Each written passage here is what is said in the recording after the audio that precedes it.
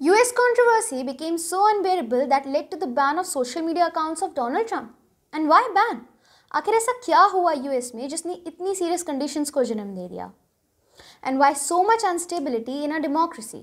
To know this, please watch this video till the end.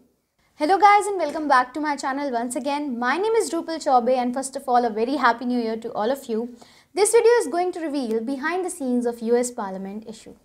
6 January Capitol Hill Washington DC के सामने का नज़ारा कुछ इस तरीके का था, जिसने दुनिया भर की सारी डेमोक्रेसीज़ को हिला कर रख दिया और हमें खुद से ये सवाल पूछने पर मजबूर कर दिया कि आखिर इतनी अंधभक्ति किस काम की।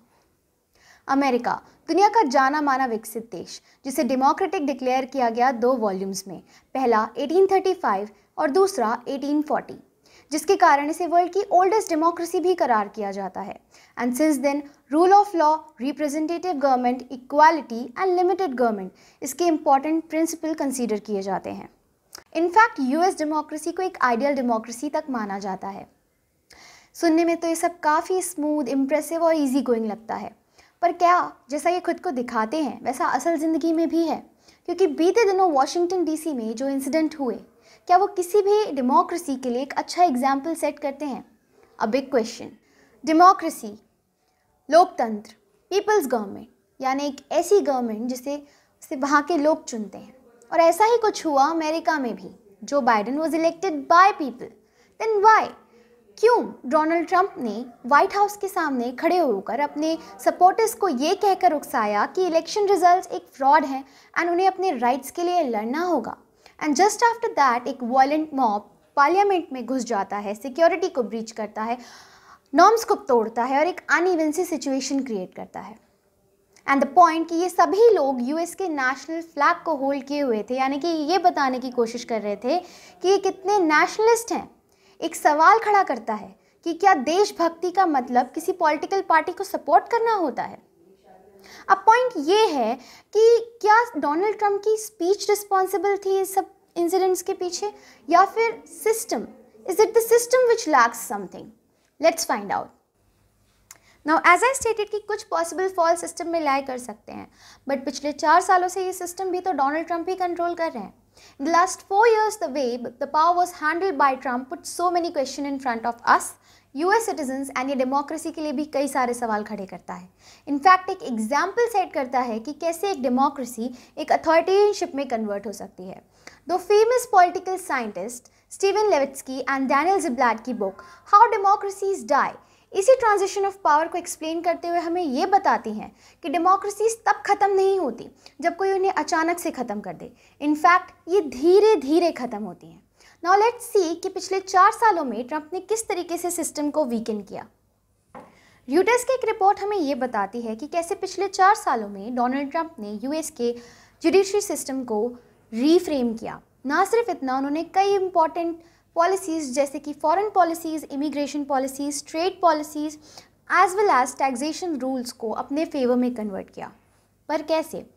इन terms of politics it is known as capturing referees, यानी कि अपने लॉयल सपोर्टर्स को लीगल इंस्टीट्यूशंस में डालना ताकि आपकी फ्यूचर पॉलिसीज़ को आराम से एक फेयर क्लियरेंस मिल सके। और इसका एग्जाम्पल ये बात देती है कि in less than 4 years Trump appointed 3 justices to Supreme Court and about 53 judges to federal appeal courts. ना सिर्फ इतना, उन्होंने अपने अपोनेंट्स को वीकन करने की कोशिश की, उनको लीगल ट्रबल्स में इन्वॉल्व करके।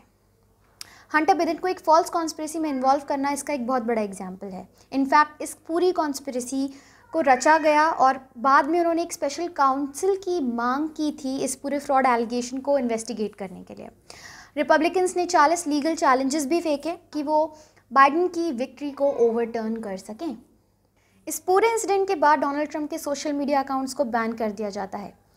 एंड अपने डिफेंस में वो एक ये स्टेटमेंट देते हैं कि उन्होंने अपने फॉलोअर्स से रिक्वेस्ट किया था कि वो शांति से अपने घर वापस चले जाएं। बट किसी ऐसे व्यक्ति की दलीलों को मानना मुश्किल है जिसके ऊपर पहले से ही कई सारे सेक्स असॉल्ट एलिगेशंस लगे हो, जो रेसिज्म इंस्टिगेट करे, जिसके ऊपर 100 से ज़्यादा टैक्स डिस्प्यूट के चार्जेस हों। हम सब जानते हैं कि ट्रंप क्यों यूएस का प्रेसिडेंट होना डिज़र्व नहीं करते, पर ना जाने फिर भी कुछ लोग इस बात को मानने को क्यों तैयार नहीं हैं। जो कुछ भी अमेरिका में हुआ क्या वो एक स्टेबल डेमोक्रेसी के लिए अच्छा एग्जाम्पल है?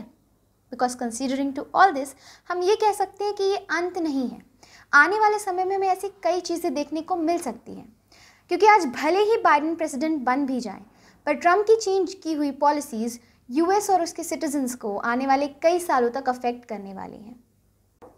अमेरिकन डेमोक्रेसी के ये इंसिडेंट एक बहुत बड़ा सबक है और वार्निंग लेबल भी हैं सारी other existing democracies and newly form democracies के लिए। And to prevent all this, मेरे हिसाब से हमें ये समझना बहुत इंपॉर्टेंट है कि देशभक्ति का मतलब किसी पॉलिटिकल पार्टी को ना तो सपोर्ट करना होता है, ना किसी कम्युनिटी को अपोज करना होता है।